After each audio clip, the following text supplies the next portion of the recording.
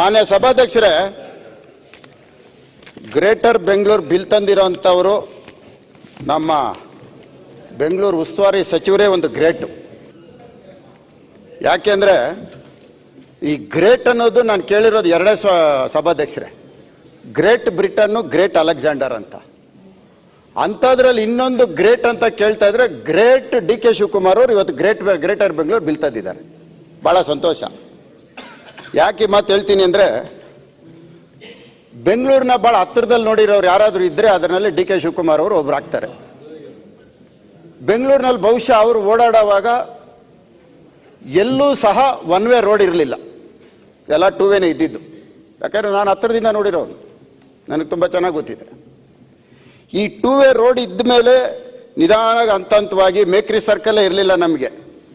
1986 SAARC ಸಮ್ಮೇಳನ ಆದಾಗ ಬೆಂಗಳೂರು ಎಲ್ಲರ ಕಣ್ಗೂ ಬಿದ್ದಿದ್ದು. ಅಲ್ಲಿವರೆಗೂ ಬೆಂಗಳೂರು ಯಾರಿಗೂ ಬಿದ್ದಿರಲಿಲ್ಲ. ಅದಾದಮೇಲೆ ವಿಶ್ವಸುಂದರಿ ಸ್ಪರ್ಧೆ ನಡೀತು, ಆವಾಗ ಇನ್ನೂ ಒಂದು ಸ್ವಲ್ಪ ಜಾಸ್ತಿ ಬಿತ್ತು. ಅದಾದಮೇಲೆ 2001 IT-BT ಬಂತು, ಇಡೀ ಪ್ರಪಂಚ ನೋಡಂಗಾಯ್ತು. ಒಟ್ಟು ಬೆಂಗಳೂರು ನಡ್ಕೊಂಬರ್ತಾ ಇರೋದು. ಇಂಥ ಒಂದು ಬೆಂಗಳೂರನ್ನ ಇವತ್ತು ಗ್ರೇಟರ್ ಬೆಂಗಳೂರು ಅಂತ ತಂದಿದ್ದಾರೆ. ಇರಲಿ, ಹಂತವಾಗಿ ಏನೋ ಮಾಡ್ತಾ ಇದ್ದಾರೆ. ಅವರೇನೋ ಒಂದು ಬೆಂಗಳೂರು ಕೊಡುಗೆ ಕೊಡಬೇಕು ಅಂತ ಅಂದ್ಕೊಂಡಿದ್ದಾರೆ. ಅದರಲ್ಲಿ ಆವಾಗಲೇ ಮಾತಾಡ್ತಾ ಹೇಳಿದ್ರು, ಬೆಂಗಳೂರು 1,00,000 ಕೋಟಿ ಅಂದರು. ಸರ್, ಭಾಳ ಸಂತೋಷ. 1,00,000 ಕೋಟಿನ ನೀವು ತಂದಿರೋದಕ್ಕೆ ಮೊದಲು ನಿಮಗೆ ಧನ್ಯವಾದಗಳು. ಯಾಕೆ ಅಂದರೆ ಟನಲ್ ರೋಡ್ ತಂದಿದ್ದೀರಿ.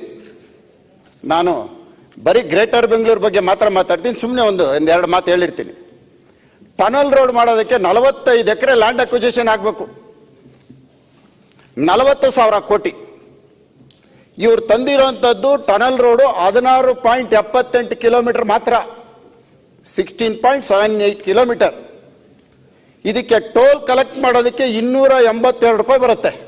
16 ಕಿಲೋಮೀಟ್ರಲ್ಲಿ ಹೋಗ್ಬೇಕು ಅಂದ್ರೆ ಯಾರಾದರೂ 282 ರೂಪಾಯಿ ಬರುತ್ತೆ ಒಂದು ಕಿಲೋಮೀಟರ್ಗೆ, ಆ ಒಂದು ಟೋಲಲ್ಲಿ ಹೋಗೋದಕ್ಕೆ. ಇದು ಟನಲ್. 45 ಎಕರೆ ಲ್ಯಾಂಡ್ ಅಕ್ವಿಜಿಷನ್ ಮಾಡೋದಕ್ಕೆ per square feet government rate 25,750 ರೂಪಾಯಿ ಇದೆ ಇವ್ರು ತಂದಿರೋ ರೂಟಲ್ಲಿ. ಇವ್ರಿಗೆ ಟನಲ್ಲು ಎಸ್ಟಿಮ್ ಪ್ಲಾಜಾಯಿಂದ ಸ್ಟಾರ್ಟ್ ಆಗುತ್ತೆ. ಅಲ್ಲಿ 8 ಎಕರೆ ಇವ್ರಿಗೆ ಲ್ಯಾಂಡ್ ಬೇಕು. 8 ಎಕರೆ ಲ್ಯಾಂಡಲ್ಲಿ ಇರೋದೇ 45 ಎಕರೆ. ಆ 45 ಎಕರೆ ಓನರ್ಶಿಪ್ ಇದ್ರು KIDB ಅವರು ಈಗಾಗಲೇ ಮೆಟ್ರೋ ಡಿಮ್ಯಾಂಡ್ ಇದೆ, ಅದರಲ್ಲಿ ಇವ್ರು 8 ಎಕರೆ ಶೇರ್ ಮಾಡ್ಕೋಬೇಕು. ನಾನು ಅದ್ರ ಬಗ್ಗೆ ಚರ್ಚೆಗೆ ಹೋಗಲ್ಲ, ಇನ್ನು ಮುಂದಕ್ಕಿದೆ ಚರ್ಚೆಗೆ. ಅದಾದ್ಮೇಲೆ ಎಲಿವೇಟೆಡ್ ಕಾರಿಡಾರ್ ತಗೊಂಡ್ಬಂದಿದ್ದಾರೆ, 15,000 ಕೋಟಿ ಲೋನ್. ಸಭಾಧ್ಯಕ್ಷರೇ, 280 ಕೋಟಿ ಈಜಿಪುರ, ಹೆಚ್ಚು ಕಮ್ಮಿ ಇವಾಗ 11 ವರ್ಷ ಆಯಿತು.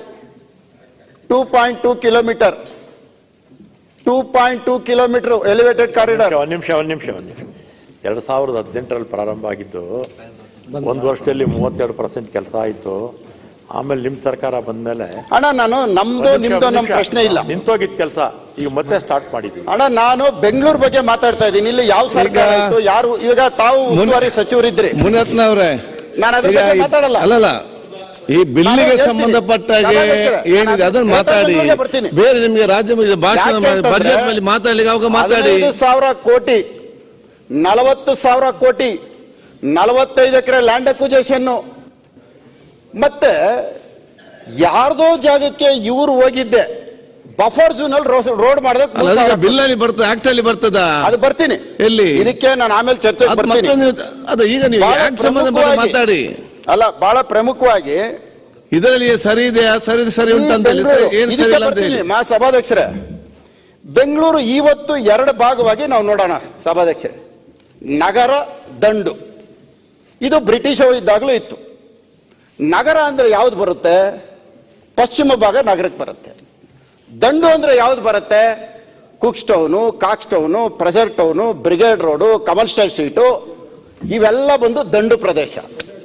ಬ್ರಿಟಿಷ್ ಅವರು ಇದ್ದಿದ್ದೆಲ್ಲಿ? ಬರೀ ಈ ಕಡೆನೆ. ಇವತ್ತು ಆ ಬ್ರಿಟಿಷ್ ಅವರು ಇದ್ದಿದ್ದ ಜಾಗದಲ್ಲಿ ಯಾರು ಬಂದಿದೆ? IT-BT ಬಂದಿದೆ. ಮಾರತ್ತಳ್ಳಿ ಇರ್ಬೋದು, ಇಂದಿರಾನಗರ್ ಇರ್ಬೋದು, ಇವೆಲ್ಲ ಅಲ್ಲಿ ಬಂದಿದೆ. ನಾವು ನಗರ ಪ್ರದೇಶದವ್ರು ನಾವ್ಯಾರು? Binny mill, Raja mill, Minerva mill, soap factory, Mysore lamp, Kirloskar. ಏನಕ್ಕೆ ನಾವು ನಗರ ಪ್ರದೇಶದಲ್ಲಿ ಈ ತರ ಇದ್ವಿ? ಇಲ್ಲೆಲ್ಲ ಬಂದಿದ್ದ ಉದ್ದೇಶ ಬಡತನ, ಕೂಲಿ ಕಾರ್ಮಿಕರು ಸಿಗ್ತಾ ಇದ್ದಂತ ಪ್ರದೇಶ. ಯಾತಕ್ಕೆ ಅಂದ್ರೆ ಇಂಥ ಒಂದು ಕಾರ್ಖಾನೆಗಳು ತಂದಾಗ ಮೈಸೂರು ಸಂಸ್ಥಾನ ತಂದ ಮೇಲೆ ಬ್ರಿಟಿಷ್ ಅವರು ಯಾವುದು ಈ ಕಡೆಗೆ ತರಲಿಲ್ಲ. ಅಲ್ಲೆಲ್ಲ ಸ್ಕೂಲ್ಗಳು, ಬಾಲ್ಡವಿನು, ಬಿಷಪ್ ಕಾಟನ್ನು, ಸೆಂಟ್ ಜೋಸೆಫ್ ಬಂತು. ನಮ್ಗೆ ಯಾವ್ದು ಬಂತು? ಬಿನ್ನಿ ಮಿಲ್ ಬಂತು. ಕೂಲಿ ಕಾರ್ಮಿಕರು ನಾವು ಸಿಗ್ತೀವಿ ಅಂತ ಬೆಂಗಳೂರು ಭಾಗ ಆಯ್ತು. ಆವತ್ತಿಂದ ಬೆಂಗಳೂರು ಪಶ್ಚಿಮ ಬಡತನದಲ್ಲೇ ಇದೆ, ಶ್ರೀಮಂತಿಕೆಯಲ್ಲಿಲ್ಲ. ಇವತ್ತಿಗೂ ಬಡತನದಲ್ಲೇ ಇದೆ. ಇವತ್ತಿಗೂ ನಾವು ಬದುಕ್ತಾ ಇರೋದು ಗಾರ್ಮೆಂಟು, ಕೂಲಿ ಕಾರ್ಮಿಕರು, ದಿನಗೂಲಿ ನೌಕರರು, ಇದ್ರ ಮೇಲೆ ನಾವು ಬದುಕ್ತಾ ಇರೋದು. ಗಾರ್ಮೆಂಟ್ಗಳು ಯಾವುದು ಬೆಂಗಳೂರು ಈಸ್ಟಲ್ಲಿ ಇಲ್ಲ. ಪಬ್ಗಳು, ಕ್ಲಬ್ಗಳು, ಮಾಲ್ಗಳು ಬರೀ ಇವೇ ಇರೋದು. ನಮ್ಮಲ್ಲಿದ್ದಂಥದ್ದು ಇದು ಪರಿಸ್ಥಿತಿ. ಇವತ್ತು ಬೆಂಗಳೂರು ಇವ್ರು ಭಾಗ ಮಾಡ್ತಾ ಇರೋದ್ರಲ್ಲಿ ಬ್ರಿಟಿಷ್ ಅವ್ರ ಕಾಲದಿಂದ ಹಿಡಿದು ಶ್ರೀಮಂತಿಕೆಯಲ್ಲೇ ಬದುಕ್ತಾ ಇದ್ದಾರೆ. ಇವತ್ತಿಗೂ ಶ್ರೀಮಂತಿಕೆಯಲ್ಲ ಪಾಲಿಕೆ. ನಮ್ಮ ಪಾಲಿಕೆ ನೀವೇನು ಹೊಡಿತಾ ಇದ್ದೀರಿ, ಇದು ಮತ್ತೆ ನಾವು ಬಡತನದಲ್ಲೇ ಇರ್ತೀವಿ. ನಾಡಪ್ರಭು ಕೆಂಪೇಗೌಡರು ಕಟ್ಟಂತ ಪೇಟೆಗಳಲ್ಲಿ ಜೀವನ ಮಾಡಿದಂಥ ಜನ ಇವತ್ತು ಬಡತನದಲ್ಲೇ ಇದ್ದೀವಿ. ಬ್ರಿಟಿಷ್ ಅವ್ರು ಬಿಟ್ಟೋಗಿರೋಂಥ ಜನ ಇವತ್ತಿಗೂ ಶ್ರೀಮಂತಿಕೆಯಲ್ಲೇ ಇರ್ತಾರೆ. ಅದಕ್ಕೆ ನಾನು ಹೇಳೋದು, ಬೆಂಗಳೂರಿನ ನೀವು ಏನು ಮಾಡ್ತೀರೋ ಅನುದಾನನ ಒಂದು ಕಡೆ ತಂದು ಟ್ಯಾಕ್ಸ್ ಕಲೆಕ್ಟ್ ಆಗೋದಂಥದ್ದು ಒಂದು ಅಕೌಂಟ್ ಮಾಡಿ, ಒಂದು ಅಕೌಂಟ್ ಮಾಡಿಬಿಟ್ಟು ಎಲ್ಲಿ ಡೆವಲಪ್ ಆಗಬೇಕು ಅಲ್ಲಿಗೆ ಅದನ್ನು ಡಿವೈಡ್ ಮಾಡಿಕೊಡಿ. ಅದು ಬಿಟ್ಟು ನೀನು 4 ಜನ ಮಕ್ಕಳು ನೀನು ಚೆನ್ನಾಗಿ ಬದುಕೊಳ್ಳೋ, ಇನ್ನೊಬ್ಬ ಹಾಳಾಗೋದ್ರು ಪರವಾಗಿಲ್ಲ, ಒಬ್ಬ ಉದ್ಧಾರ ಆಗ್ಲಿ ಅನ್ನೋದು ಬೇಡ. ಒಬ್ಬ ಉದ್ಧಾರ ಆಗ್ಲಿ ಅನ್ನೋದು ಬೇಡ. ಮಾತಾಡಿದಿಲ್ಲ ಕೇಳಿ, ಬಿಲ್ ಅದೇ ಬಿಲ್ ಸಂಬಂಧ ಈಗ ನಾನು ಮಾತನಾಡ್ತಾ ಇರೋದು ಬೆಂಗಳೂರು ನಗರ ಯಾವ ರೀತಿ ಇದೆ ಅಂತ. ನಿಮ್ಮ ಕೇಳಿ, ಬೆಂಗಳೂರು ನಗರ ಯಾವ ರೀತಿ ಇದೆ ಅಂತ ಹೇಳ್ತಾ ಇದ್ದೀನಿ. ಬೆಂಗಳೂರು ನಗರ ಬೆಳೆದು ಬಂದಿದ್ದು ಹೇಳ್ತಾ ಇದ್ದೀನಿ. ಇವತ್ತು ಕೋಶಿಶು ನಮ್ಮ ಹತ್ರ ಇಲ್ಲ, ಥಾಮಸ್ ಕೆಫೆ ನಮ್ಮ ಹತ್ರ ಇಲ್ಲ. ಇವತ್ತು ತಗೊಂಡ್ರೆ ನಿಮ್ಮ ಹತ್ರ ಇದೆ. ಟ್ಯಾಕ್ಸ್ ನಿಮ್ಗೆ ಎಷ್ಟು ಬರ್ತಾ ಇದೆ ನೋಡಿ, ಬಿಲ್ ಟ್ಯಾಕ್ಸ್ ಎಷ್ಟು? ಅದಕ್ಕೂ ಏನು ಪುಣ್ಯ ಮಿನರ್ವಾ ಮಿಲ್ಲು ಮೈಸೂರು ಮಹಾರಾಜರು ಅವತ್ತು ಕೊಟ್ಟಿದ್ರು. ಯಾವುದೋ ಪುಣ್ಯ ನಮ್ಮ ಉಪ ಮುಖ್ಯಮಂತ್ರಿಗಳಿಂದ ನಾವು ಲುಲ್ಲು ಮಾಲ್ ನೋಡಿ ಅಲ್ಲಿ ಪಿಕ್ಚರ್ ನೋಡಕ್ ಹೋಯ್ತೀವಿ. ಯಾಕೆ ನಾನು ಪ್ರೊಡ್ಯೂಸರು, ಅದೊಂದು ಆಯ್ತು. ಏನೋ ರಾಜಾ ಮಿಲ್ಲು ಅದು ಮಂತ್ರಿ ಮಾಲ್ ಆಯ್ತು, ಅದೊಂದು ಸಿಕ್ಕಿದೆ. ಆಯ್ತು, ಇದು ಬಿಲ್ ಸರಿ ಉಂಟಾ ಕಿರ್ಲೋಸ್ಕರ್ ಇತ್ತು. ರೋಡಲ್ಲಿ ಒಂದು 8 ಕಡೆ ಟ್ರಕ್ ಟರ್ಮಿನಲ್ ಮಾಡಿದ್ದಾರೆ.